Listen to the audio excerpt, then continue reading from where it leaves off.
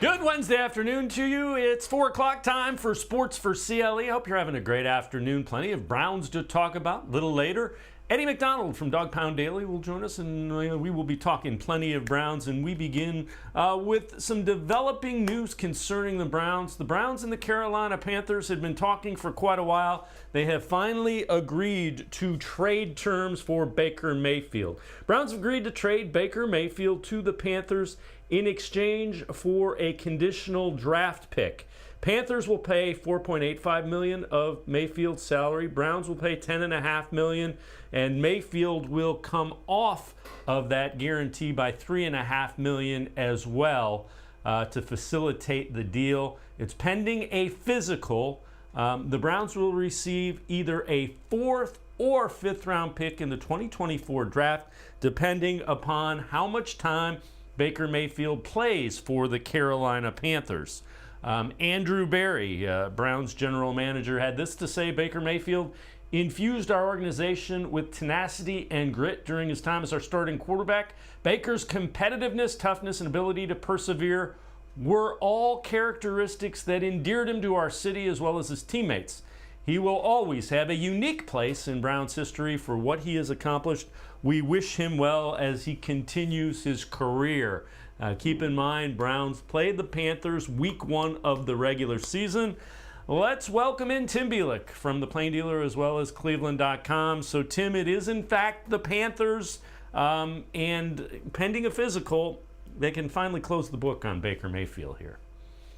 Yeah, this seemed kind of like a foregone conclusion months ago. I mean, all the reporting that, it was Carolina was the heaviest in pursuit of him, that Seattle might have been interested, but apparently not in a trade based on everything you see out there. But, I mean, the bottom line is Carolina was clearly desperate for a quarterback to at least have one compete with Sam Darnold for the starting job, if not upgrade from Darnold. And I think Baker, when healthy, obviously is an upgrade from Darnold. I think that kind of puts to rest, any of the discussion that, the Browns could have found a way to mend the fences with Baker, with the Deshaun Watson stuff, that he could turn back to him. But we have to remember, he submitted a trade request before Deshaun Watson said he was coming to the Browns. So I think that kind of plays into this a little bit, that maybe that bridge was kind of burned before, way too early, and that really was never going to happen. So all of a sudden, week 1 gets fascinating. We know it's probably going to be Baker starting for Carolina, but who's it going to be for week 1? If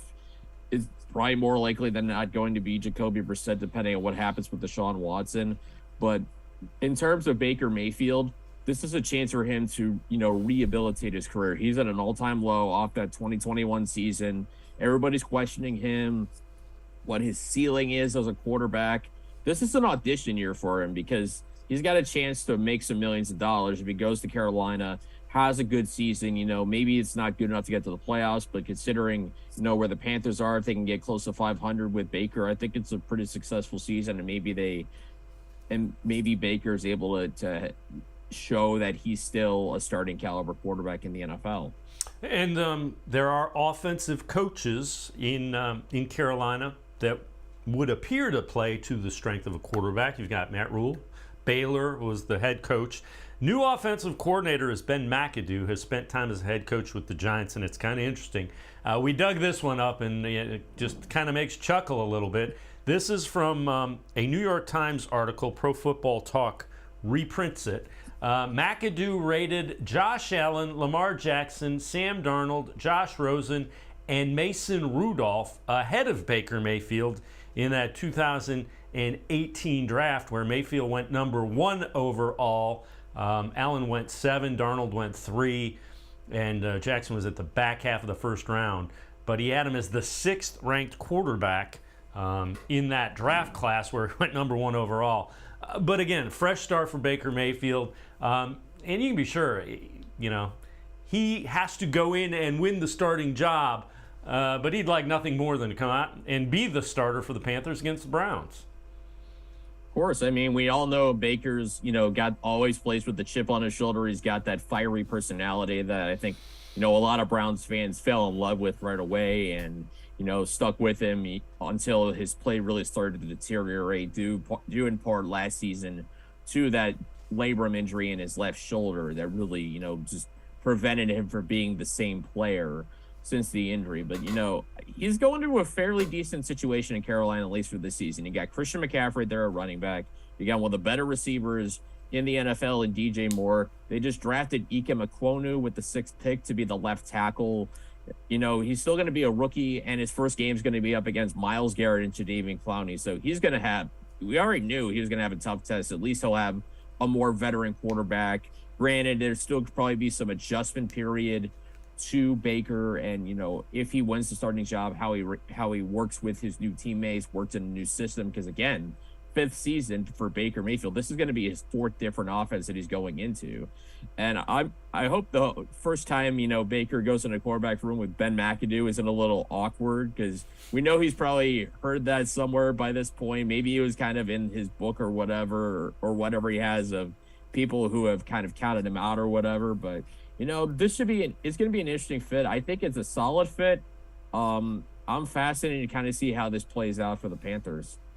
So we know Baker Mayfield will be in that mix to be a starter for Carolina, and it'll be either Jacoby Brissett or Deshaun Watson as the starter for the Browns. Dan Graziano from ESPN talked about Deshaun Watson, the disciplinary hearing, and what he has been hearing since that hearing has ended, and going forward about a potential ruling by Sue L. Robinson. During the hearing, from what I was told, there were continued negotiations about a settlement. What kind of punishment, what kind of suspension would be acceptable to both sides. So those talks could pick up again at any point. It's still possible they could come to a settlement and avoid it going to a decision from the discipline officer. But they weren't able to come close enough late last week. The league's still insisting, from what I've been told, on an indefinite suspension that would allow Watson to apply for reinstatement after a certain period of time. Initially, they wanted that period of time to be a year, but They moved a little closer to Watson, and we're talking about, he can reapply after 12 games, for example. But Watson's still not interested in signing up for that indefinite suspension. The league wants that indefinite suspension because they want to guard against the possibility of more information comes out in the future about Watson in these situations, whereas Watson would like to get this thing all wrapped up and settled. So that's been the main reason they haven't been able to come to an agreement there. And again, that's interesting, and you can certainly understand the league's perspective in saying that we don't want to come to a suspension agreement and then have more cases come up. Right. That's tricky because we don't know how that's going to work. We don't know what's going to happen with that. I mean, it's been fairly quiet, I guess, in terms of the Deshaun Watson situation, in terms of cases, since he settled all but 4 of those cases that he's dealing with right now. So, that seems to have quieted down. And certainly since the hearing with Judge Sue L. Robinson ended on Thursday, obviously the momentum and the reporting certainly lean towards the suspension being lessened and possibly not even being a punishment, which I think anybody would have been surprised about a month ago that was the case. But again, all the reporting's right out there, including from Pro Football Talk, that, the NFL didn't have any evidence of force or coercion with Deshaun Watson. The whole thing, with ownership, how there have been owners who have not been punished for their roles in certain claims of sexual misconduct. And in the CBA, where owners are supposed to be held to a higher standard than players are, that kind of boxes the NFL in a little bit with all this. So there's still going to be, I would imagine, a few more weeks until we get some sort of resolution from Sue L. Robinson, the former federal judge here, about what the punishment is going to be. Because again, both sides can have to submit briefs by sometime next week, and then she's going to put out a report about what all it's going to be. So again, everybody's just kind of in a holding pattern.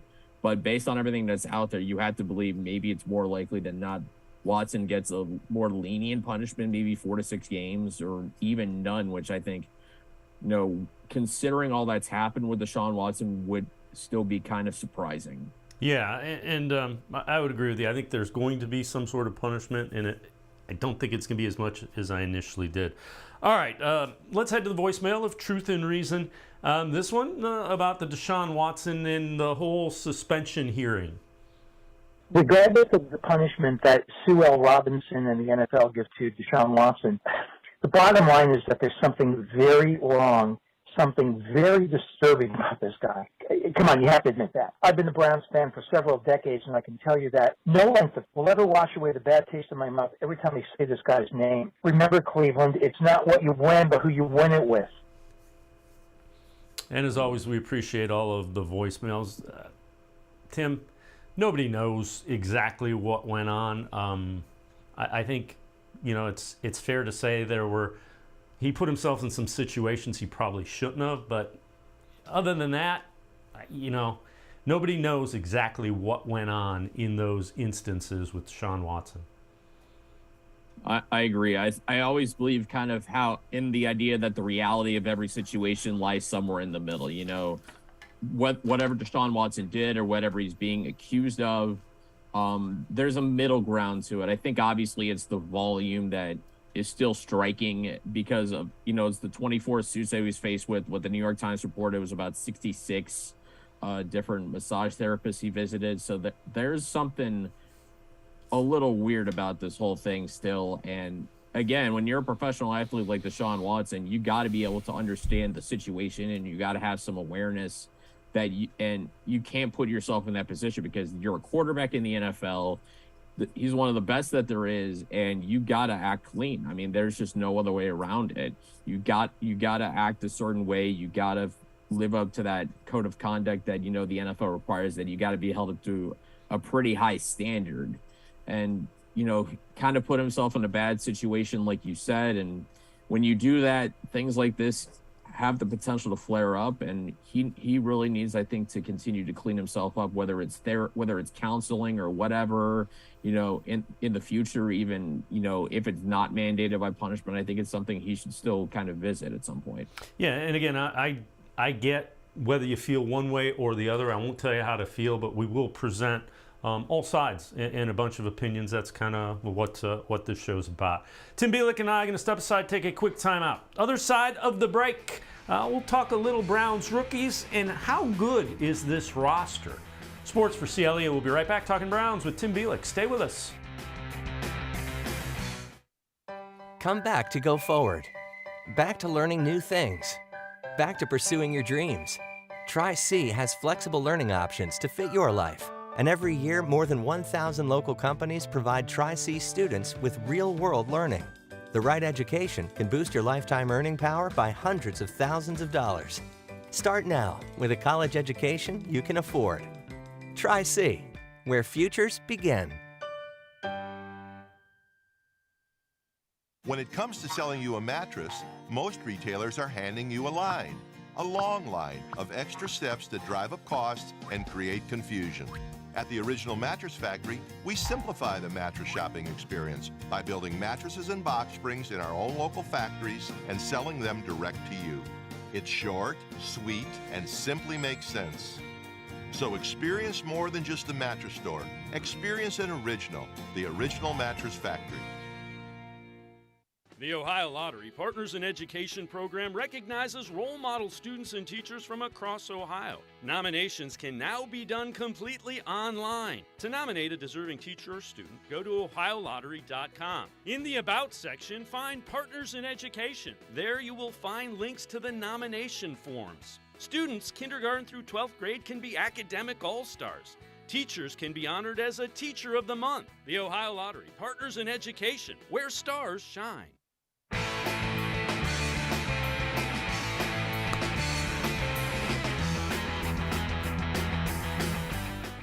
We continue talking Browns with Tim Bielik from the Plain Dealer and cleveland.com.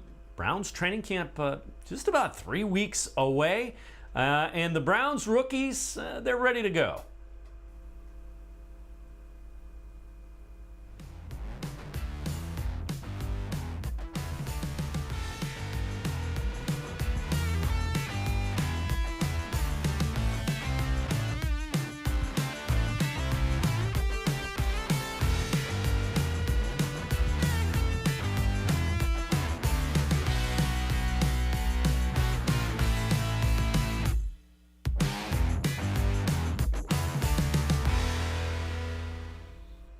And Tim, you can tell Cleveland's a football town when you have a hype video produced by the team that has a kicker and defensive and offensive linemen in it.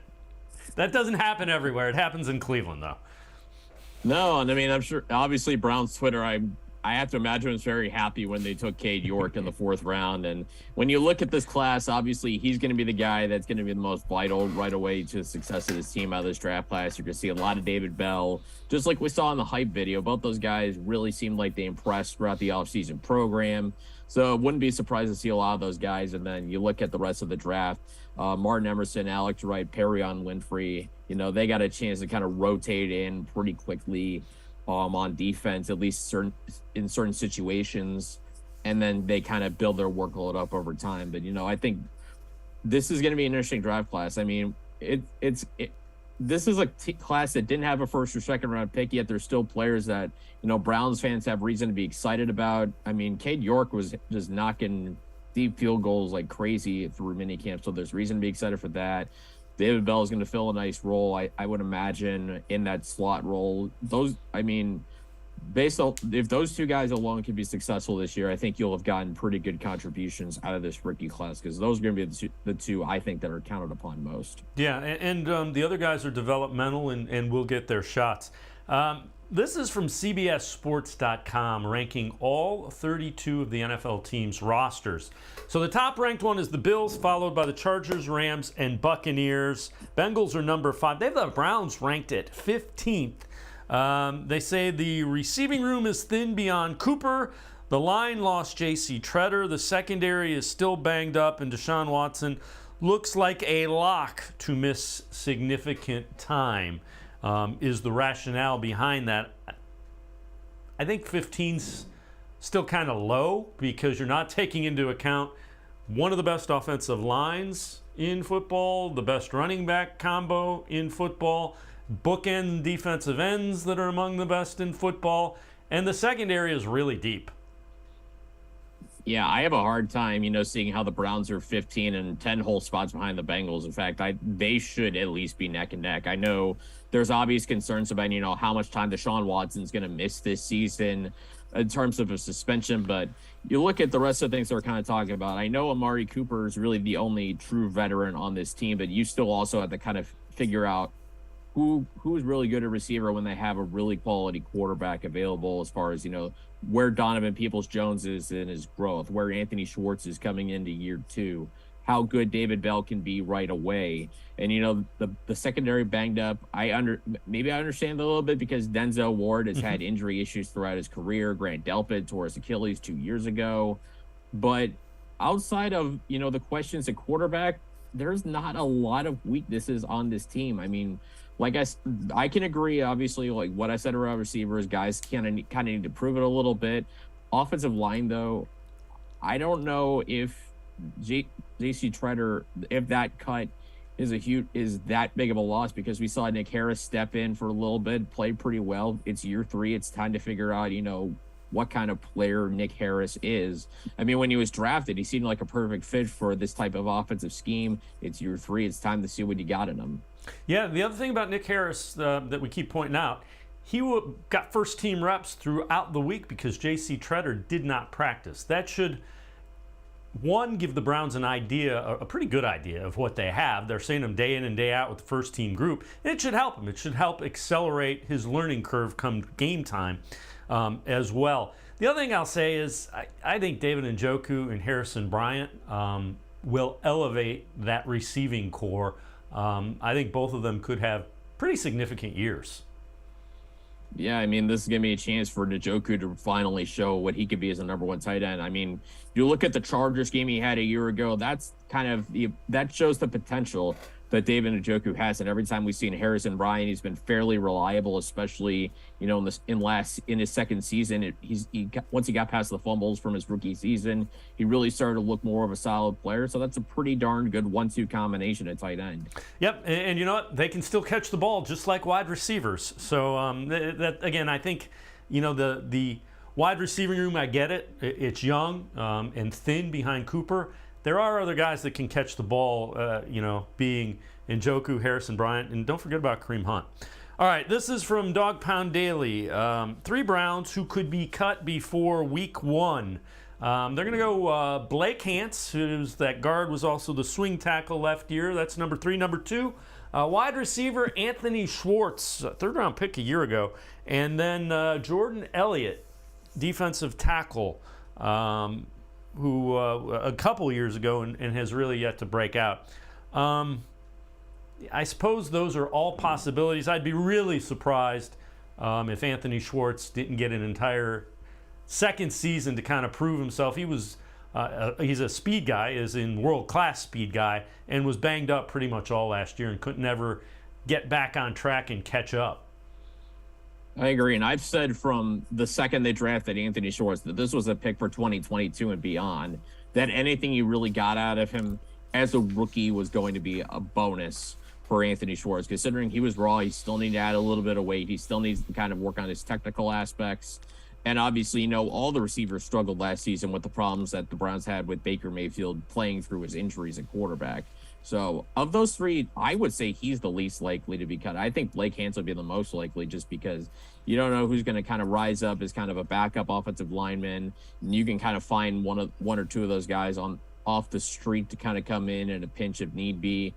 Jordan Elliott, I think I would imagine he gets, this is his kind of final chance to really prove himself. I mean, those starting defensive tackle jobs are wide open. I know they signed Taven Bryan to kind of be a stopgap for one of those, but, after drafting Jordan Elliott, they've gone defensive tackle each of the last 2 drafts. Tommy Togiai last year, Perrion Winfrey this year. They're putting the pressure, I think, on Jordan Elliott to perform, and he's going to have to. He's going to have to live up to that third-round billing. He had a lot of potential coming out of college. It's time to show it. I mean, it's year 3. And if he doesn't perform, I mean, he's going to be going the last year of his rookie contract if he stays with the team, and you don't know what he's going to be. So this is his time more than anybody else's, I think, of those 3. Tim Bielik and I are going to step aside, take a quick timeout. Other side of the break, we continue talking Browns. We'll take a look at the quarterback position. Sports for CLE. We'll be right back. Stay with us. When it comes to selling you a mattress, most retailers are handing you a line. A long line of extra steps that drive up costs and create confusion. At the Original Mattress Factory, we simplify the mattress shopping experience by building mattresses and box springs in our own local factories and selling them direct to you. It's short, sweet, and simply makes sense. So experience more than just the mattress store. Experience an original, the Original Mattress Factory. The Ohio Lottery Partners in Education program recognizes role model students and teachers from across Ohio. Nominations can now be done completely online. To nominate a deserving teacher or student, go to ohiolottery.com. In the About section, find Partners in Education. There you will find links to the nomination forms. Students kindergarten through 12th grade can be academic all-stars. Teachers can be honored as a Teacher of the Month. The Ohio Lottery Partners in Education, where stars shine. The Greater Cleveland Sports Hall of Fame celebrates the star athletes and notable sports figures who were born or have made their home in Greater Cleveland. It tells the story of discipline, commitment, perseverance, sportsmanship, and excellence in achievement. It encourages and inspires those who believe in sport and its direct impact on the well-being of our community. Go to clevelandsportshall.com or follow us on Twitter at GCLE Sports HOF for more details.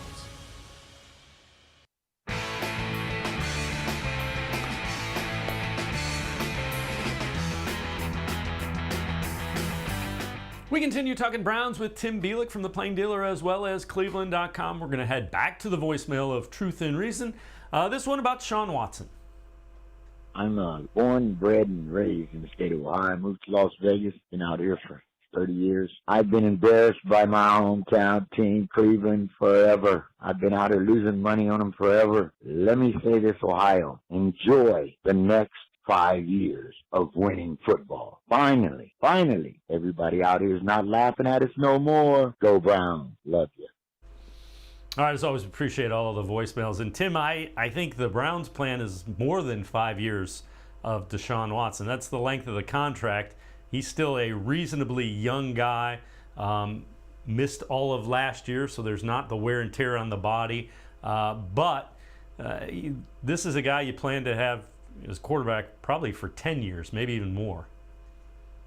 Yeah, and I think that's the thing that, kind of gets lost in the trade and, the punishment that Deshaun Watson could certainly receive this year is that it's not just a trade for this season. I mean, yeah, this season could certainly be a step back just because Deshaun Watson could miss a bunch of games, potentially still the whole season.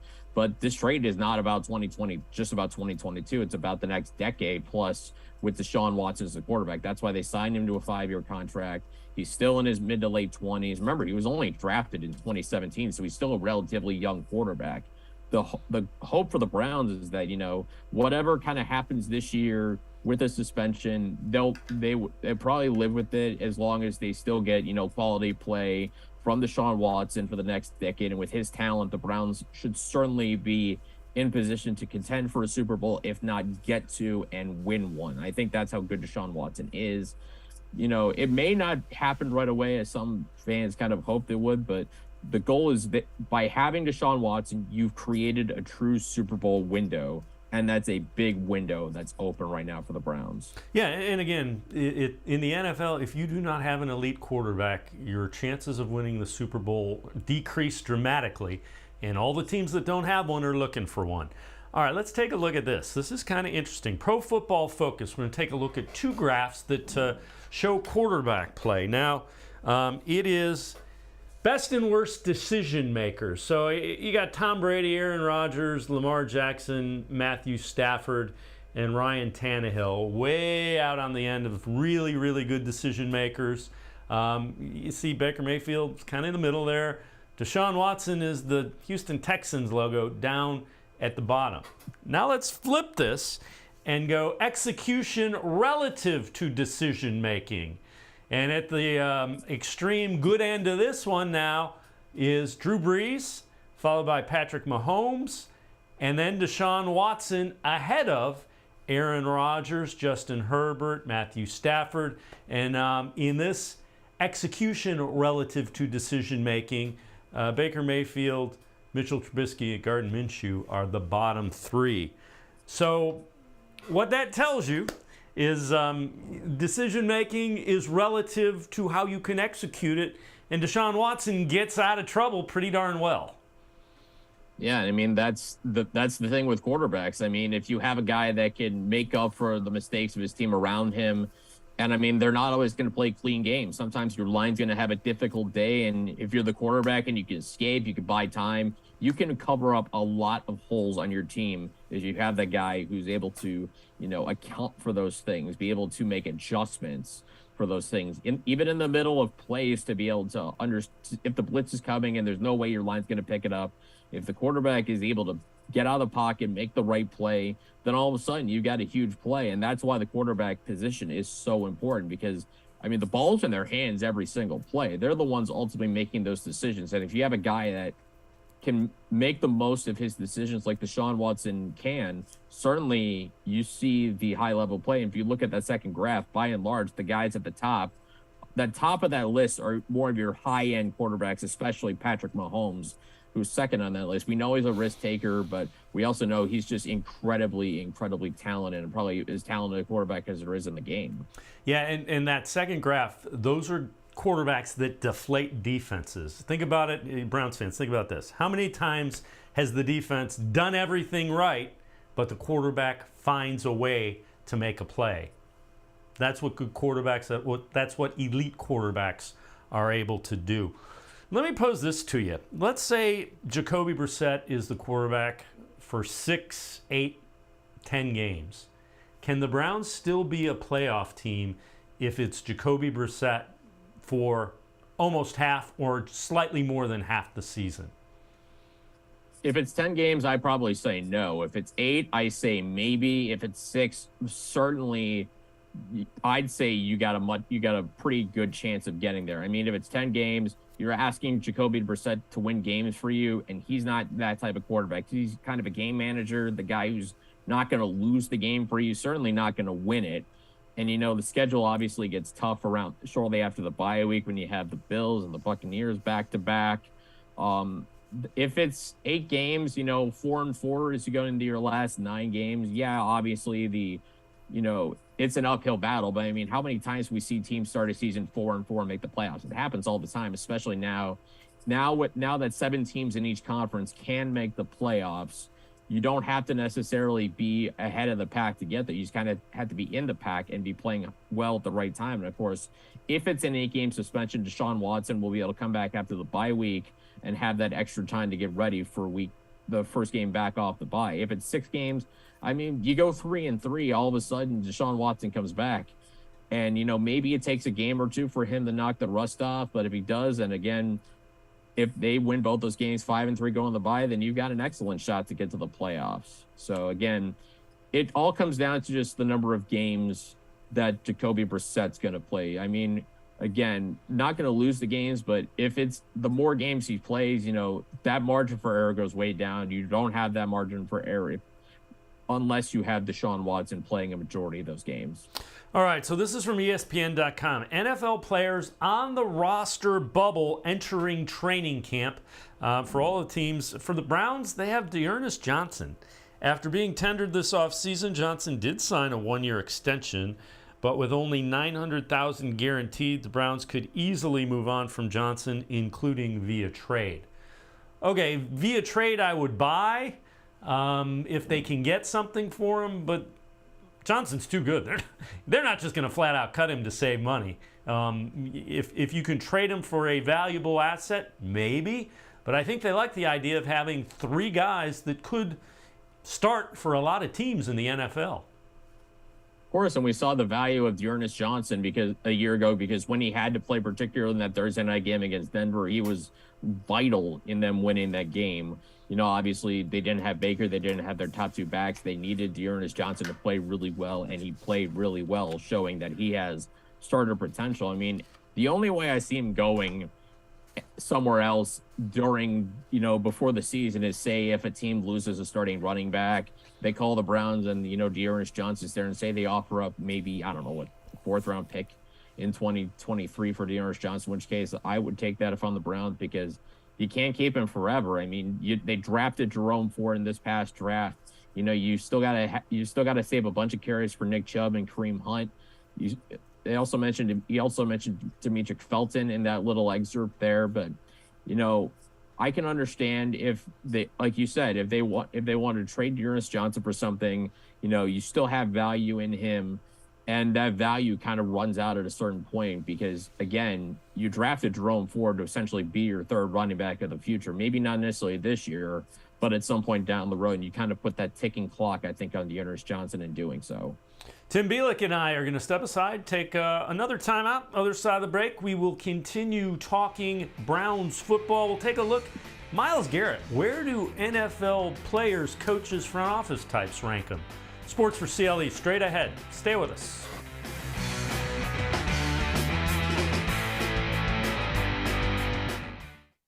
Come back to go forward. Back to learning new things. Back to pursuing your dreams. Tri-C has flexible learning options to fit your life. And every year, more than 1,000 local companies provide Tri-C students with real-world learning. The right education can boost your lifetime earning power by hundreds of thousands of dollars. Start now with a college education you can afford. Tri-C, where futures begin. When it comes to selling you a mattress, most retailers are handing you a line. A long line of extra steps that drive up costs and create confusion. At the Original Mattress Factory, we simplify the mattress shopping experience by building mattresses and box springs in our own local factories and selling them direct to you. It's short, sweet, and simply makes sense. So experience more than just the mattress store. Experience an original, the Original Mattress Factory. The Ohio Lottery Partners in Education program recognizes role model students and teachers from across Ohio. Nominations can now be done completely online. To nominate a deserving teacher or student, go to ohiolottery.com. In the About section, find Partners in Education. There you will find links to the nomination forms. Students kindergarten through 12th grade can be academic all-stars. Teachers can be honored as a Teacher of the Month. The Ohio Lottery Partners in Education, where stars shine.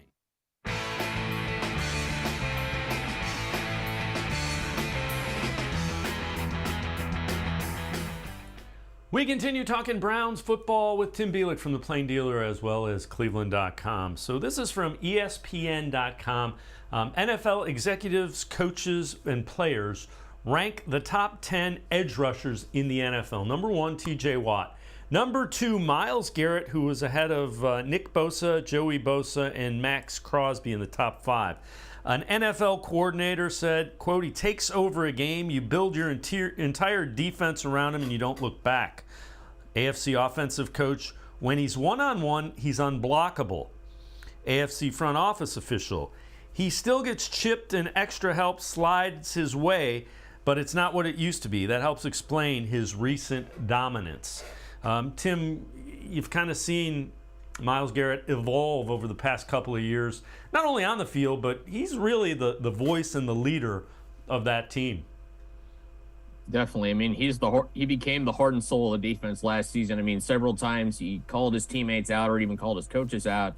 And every time he did that, he and or the defense really responded and, played well. And I think that speaks to just, Myles' attitude and his ability as far as, a player on the field. You ultimately want, I think, your best players to become your leaders, and that's what's happened with the Browns defense. Is Myles Garrett is as good a pass rusher as you're going to find in the NFL. He's still got a few more years before he hits 30, so he's still got plenty of prime left in him.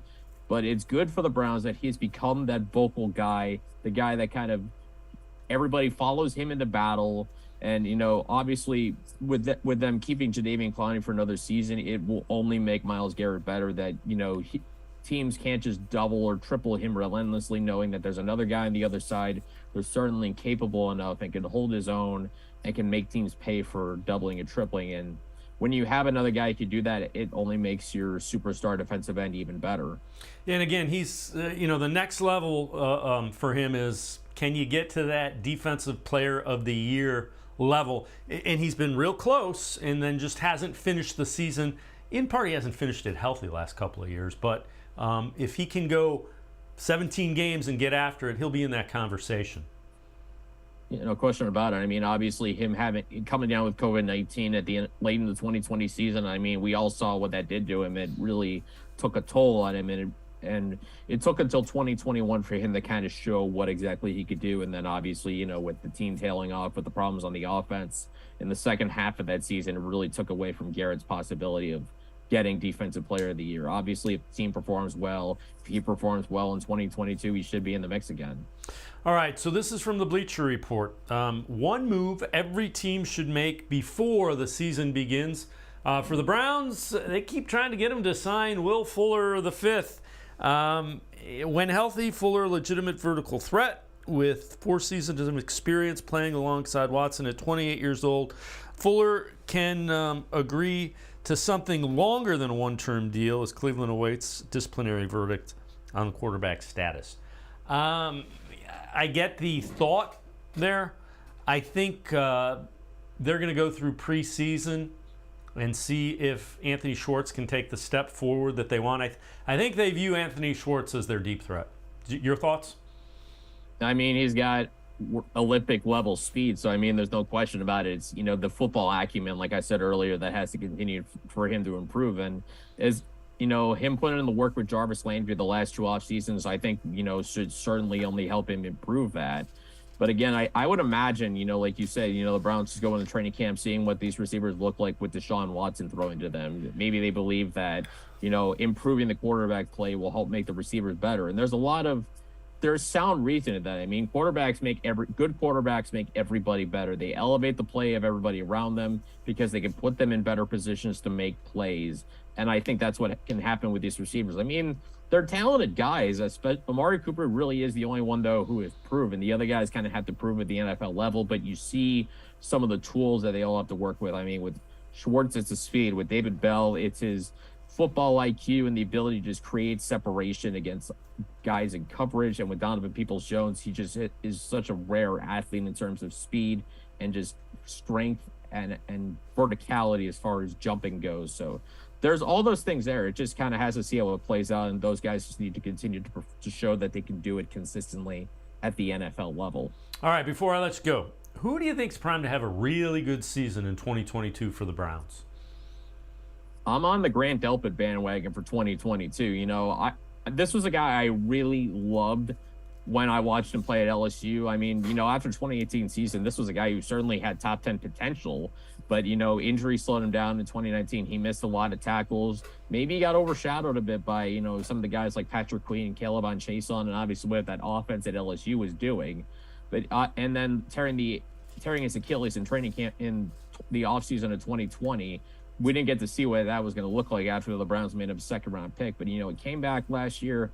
I mean, that first game he played against Chicago, that first game he played against Houston, made an impact. He had that huge sack on Davis Mills, that unblocked blitz that was able to make the play on. He had a couple interceptions against the Ravens. He looked like he was moving better toward the end of the season. You saw all the tools that made him special at LSU. A guy that can play deep coverage, but also come down into the box, that can do really well with the safety blitz. I look at Grant Delpit as kind of a guy who, you know, now that he's another year off of that torn Achilles, he should only be better. He should only be faster, stronger, you know, now that he's kind of further separated from that injury. I think he's got a chance to really break out in 2022 and become kind of a centerpiece of that safety room. Yeah, I'm with you. There are a lot of things that you can do with him if you're Joe Woods, and none of them are good for an opposing offense. Tim Bielik, as always, appreciate the time and the insight. Thanks very much, Tim. Got it. Thanks for having me, guys. Have a good day. All right, Tim Bielik, make sure you read him. Pages of the Plain Dealer as well as cleveland.com. We're going to step aside, take a quick time out. Other side of the break, Eddie McDonald from Dog Pound Daily. Talk a little bit about Jacoby Brissett. Sports for CLE. We'll be right back. Stay with us. Come back to go forward. Back to learning new things. Back to pursuing your dreams.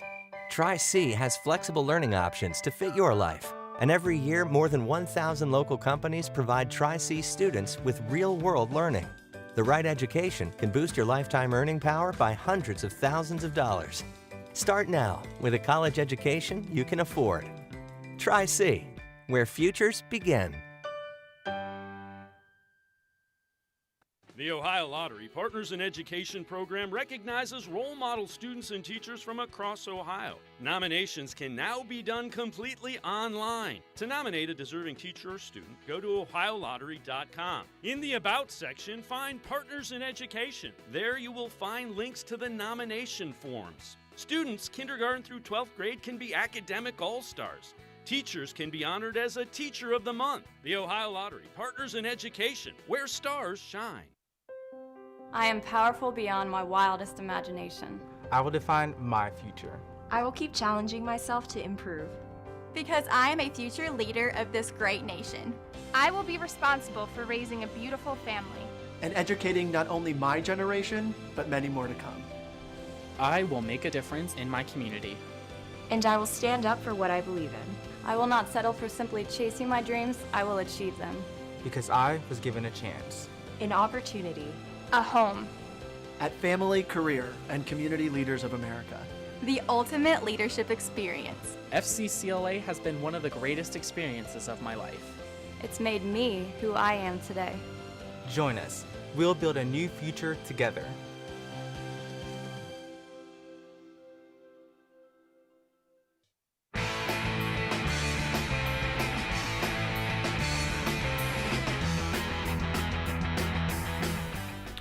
We continue talking Browns on Sports for CLE.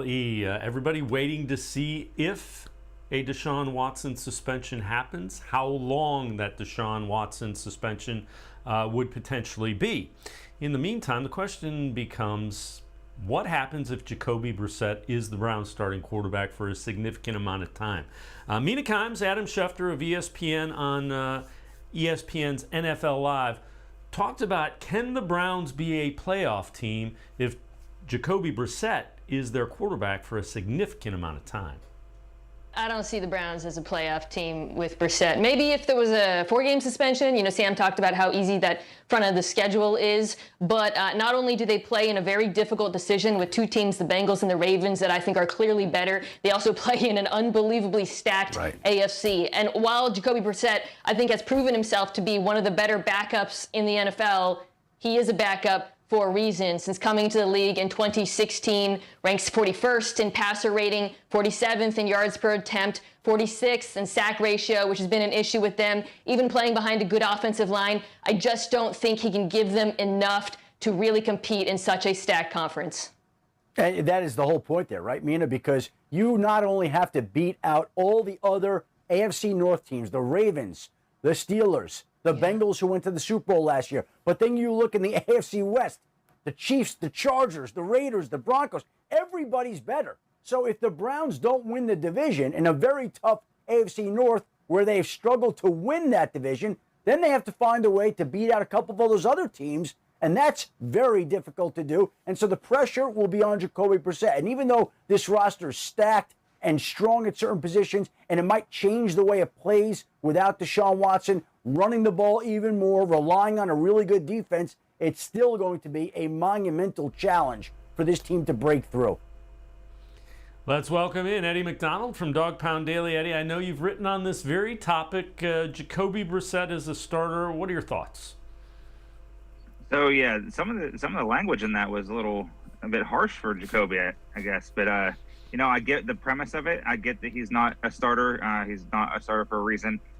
Some see that his chance in Indy came and went, but that roster was not good there.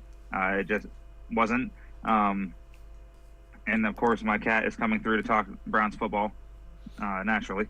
But yeah, Brissett is a game manager, and that's all he has to do. He has to manage them to a 500 or better record in the absence of Watson, whether that's 4 games, which is much more doable to win at least 2 games, if not more, with that easy front-loaded schedule, as Mina just said. But you know, the defense behind him, if they can, you know, hold some of those opposing quarterbacks that they're going to see, you know, like the Joe Burrows, Lamar Jackson, they have Justin Herbert and Tom Brady if they get that far without Watson. Josh Allen is on that schedule. So, yeah, it's very tough, but it's doable. So I don't think that this is a Super Bowl team with them. I do absolutely think they can make the playoffs with him if he's a starter for anywhere from 4 to 10 games. 10 is a little bit far-fetched for the playoff making if he has to go 5-5. But it's not entirely out of the question. I think people were dismissing him way too early. All right. This is also from Dog Pound Daily. 3 Browns with untapped talent who could steal a starting spot.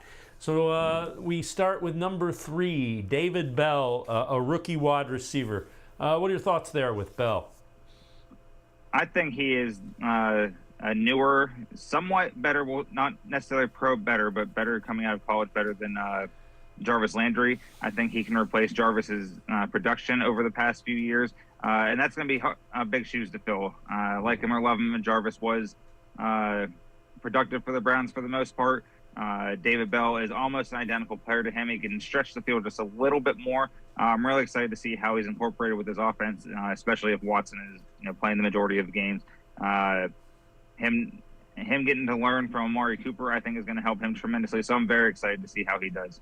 Number 2 is a defensive back, A.J. Green. What are your thoughts on Green potentially being a guy that might be able to steal a spot there? Yeah, I love A.J. Green. I don't know if he'll be a starter. If not, he'll be a rotational piece, and you need those when it comes to cornerbacks in the NFL. He has improved each of the past 2 seasons. He's taken each opportunity he's had and made the most of it, and really put some eyes on him and put some value in his stock. So I'm excited to see what he does this upcoming season, because I think he's only gotten better the past couple of seasons. And if he's healthy, and if this room can stay healthy, or if they can't stay healthy and he has to step in, I think I'm good with rolling with him for, you know, hopefully a game or 2, depending on injuries if we have any. And number 3 on this list, rookie Perrion Winfrey, defensive tackle that the Browns got a little bit later than most people thought. He was there in the draft, and they took him.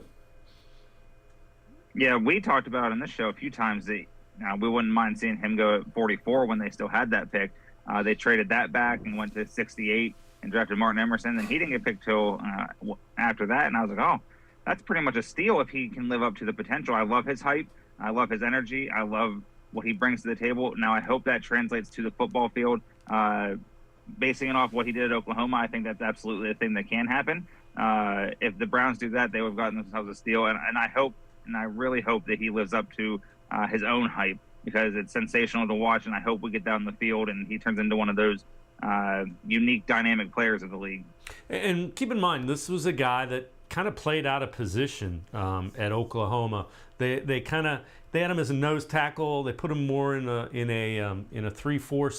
4-3 setting, which the Browns will put him in, and he kind of popped immediately in the Senior Bowl. Yeah, and the Senior Bowl is a great tool for a lot of these GMs to use. And I did read a few things that there was a lot of guys that were high on him there, which I think is incredible. It just goes to show that no matter where you're drafted in the NFL, it's all about the system, it's all about the fit, it's all about the scheme for you. So, there could be a player that's like, surefire, slam dunk, can't miss prospect, but he goes to the wrong environment and he does no good. So I think Winfrey is coming to a good environment. I think getting to learn alongside the likes of Myles Garrett and Jadeveon Clowney will help him tremendously. And he has Isaiah Thomas, his teammate from Oklahoma there, so that sort of helps a little bit in that rookie season. Eddie McDonald from Dog Pound Daily and I are going to step aside, take a quick time out. Other side of the break, veterans primed for big seasons with the Browns. Sports4CLE, we'll be right back talking Browns. Stay with us. When it comes to selling you a mattress, most retailers are handing you a long line of extra steps that drive up costs and create confusion. At the Original Mattress Factory, we simplify the mattress shopping experience by building mattresses and box springs in our own local factories and selling them direct to you. It's short, sweet, and simply makes sense. So experience more than just the mattress store. Experience an original, the Original Mattress Factory. The Ohio Lottery Partners in Education program recognizes role model students and teachers from across Ohio. Nominations can now be done completely online. To nominate a deserving teacher or student, go to ohiolottery.com. In the About section, find Partners in Education. There you will find links to the nomination forms. Students, kindergarten through 12th grade, can be academic all-stars. Teachers can be honored as a Teacher of the Month. The Ohio Lottery Partners in Education, where stars shine. The Greater Cleveland Sports Hall of Fame celebrates the star athletes and notable sports figures who were born or have made their home in Greater Cleveland. It tells the story of discipline, commitment, perseverance, sportsmanship, and excellence in achievement. It encourages and inspires those who believe in sport and its direct impact on the well-being of our community. Go to clevelandsportshall.com or follow us on Twitter at GCLE Sports HOF for more details.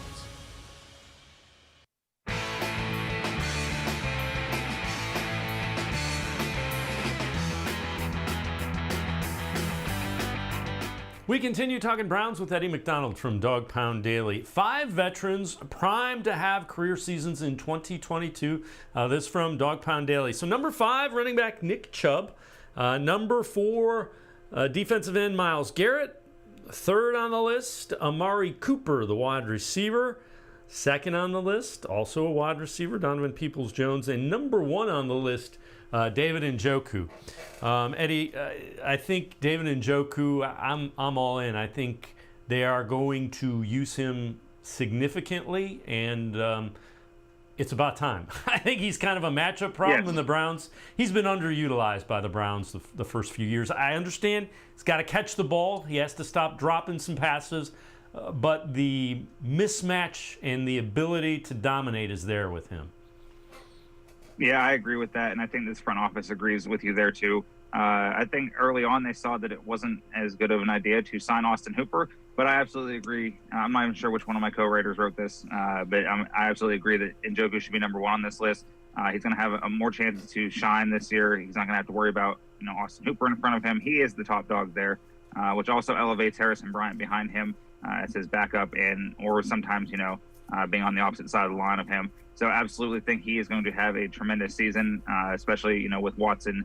If he doesn't get suspended for a long time, I think he's going to utilize him early and often. On that list also is Donovan Peoples-Jones. He's improved each year, from year 1 to year 2. I expect that to be the same this year.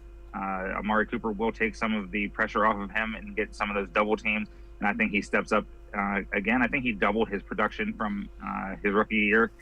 So that's incredible. I think that's going to be huge for them this year because the wide receivers aren't it's not the flashiest of rooms. It does have Amari Cooper, but it also has an unproven rookie in David Bell, and now Donovan Peoples-Jones, who's enters his third year, being a former 6th-round pick.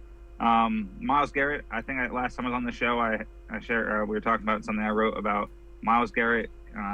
Every even season has more sacks than the season before. So this is his 6th season, so it'll be incredible if he can put up over 16 sacks this year. And if that's the case, you guys talked about earlier, the final thing that's sort of like missing from him is being that defensive player of the year, or at least like in the top 2 or 3, excuse me. I think that is a thing. It'll be very hard for Cooper and Chubb to have better years than before, especially if, Chubb, he's not going to split the carries 50-50 with Hunt, but Hunt does take away from that. And Cooper, he's been tremendous for Dallas and for then Oakland at the time.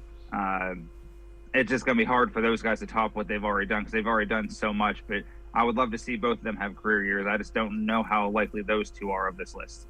All right, so we're going to take a look at 5 dream scenarios for 2022. Again, this is from Dog Pound Daily. Number 5, Kareem Hunt returns much better than ever. Number 4, Amari Cooper and the rest of the wide receivers have great seasons. Number 3, Nick Chubb wins the NFL rushing title. He's been close a couple of times, too. All right, number 2, team defense ranks in the top 10 of the league. And number 1, Deshaun Watson plays the whole season, Browns to the playoffs. I think if 2-1 happen, the Browns not only make the playoffs, they go pretty deep in the playoffs. When you look at that, which of the ones do you think are critical to having the best years? Obviously, Watson playing as many games as possible is one. But after that, where do you go as the ones that are most important? That's a tough list. I don't see Kareem Hunt being better than ever, because he was, the NFL's leading rusher as a rookie and had a tremendous first 2 seasons before he had off-the-field problems. So if that's the case, then he would by then be put above Nick Chubb, which I don't think is going to happen. I just don't think he's going to be much better than ever, just because he's not the lead back. If he was the lead back and it was him and Dearness Johnson and then whoever else follows them, okay, then I agree with that. For me, I really, it all comes down to, the Watson situation. And obviously the dream for every team is a Super Bowl, but for the Browns, it should be the playoffs. I don't care if it's by the division, winning the division. I don't care if it's one of the 3 wild card spots. I don't care if they get it on the last second of the last game of the last weekend. The playoffs needs to be there. But with Chubb, I think he has a decent chance of doing that, even with the split carries. He has to, avoid injuries that he couldn't do last year, excuse me. And that would be really cool to see him do that. And the wide receivers, it's going to be interesting. Yes, we want them all to have great seasons. We want every player on the 53-man roster to have great seasons. That's just not always the case sometimes. So I think Nick Chubb is my favorite one on that list. Yeah, and the one thing I would say is splitting the carries. Nick Chubb isn't the kind of player that really cares about the NFL rushing titles and that. What the split carries do that some people overlook, it extends the careers of both Kareem Hunt and Nick Chubb.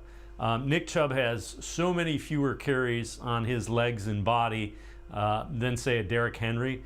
And by the time you get to the next contract, that's going to give him an extra couple of years. Same thing with Kareem Hunt. Absolutely. Kareem Hunt came in, was an instant starter in this league for the Chiefs. Andy Reid knew how to utilize him. And then in his lone season with the Browns, he's played a full season. His first season with the Browns, he missed 8 games due to suspension. Last year, he missed 9 games due to injury. He rushed for almost 900 yards. I think it was like 841 or something. That's still pretty high up there for splitting carries with a guy like Nick Chubb. And like you said, that saves them their legs for a little bit. The running backs don't have a long shelf life in the NFL. There are some exceptions to the rule, and if these two can stay together, then I think that they will be another exception to that rule. And it's great for us as fans to see and, have that luxury of, all right, well, if Chubb's down for, a little bit of time, 2 or 3 games, Hunt's there or vice versa. So it's a great problem for us to have. Yeah, and the one thing about Hunt, really good in the red zone. Browns missed that when he was injured. Really good out of the backfield as a receiver. They complement each other really well. Do you think the Browns are trying to figure out how to get that extension done if they can find a number that works for both sides? And what I'm referring to is Kareem Hunt has said he wants an extension, he wants to stay here. Yeah, without having any insight to what the team is actually doing, I do believe that is trying to get done. If they can get it done before the start of training camp would be ideal. I don't think it would be an issue regardless. I don't think it will be a distraction anyway. Hunt knows this is a business, and he's anticipating coming back. He wants to come back, but he also knows that there's a possibility he might not come back. As we've talked about many times here, the running back room is crowded. There's 5 guys that might be making the roster. I don't know if that's going to be the case or not. But yeah, I think that an extension gets done. It doesn't have to be a long-term, big money deal. You know, if it's similar to cases that the contract he has now, then extend it for 2 years before the season. I think that works out for both sides, and especially like we were just talking about, keeping their legs fresh, because without that, then the running backs really aren't much. Yeah, and the one thing is they have to figure out a way to make the financials work. Eddie McDonald, Dog Pound Daily, as always, Eddie, appreciate the time and the insight. Thanks very much. Thanks, Dave. All right, Eddie McDonald, make sure you read him, Dog Pound Daily. That's going to do it for this edition of Sports for CLE. See you back here tomorrow at 4 o'clock. Have a great night, everybody. See you tomorrow on Sports for CLE.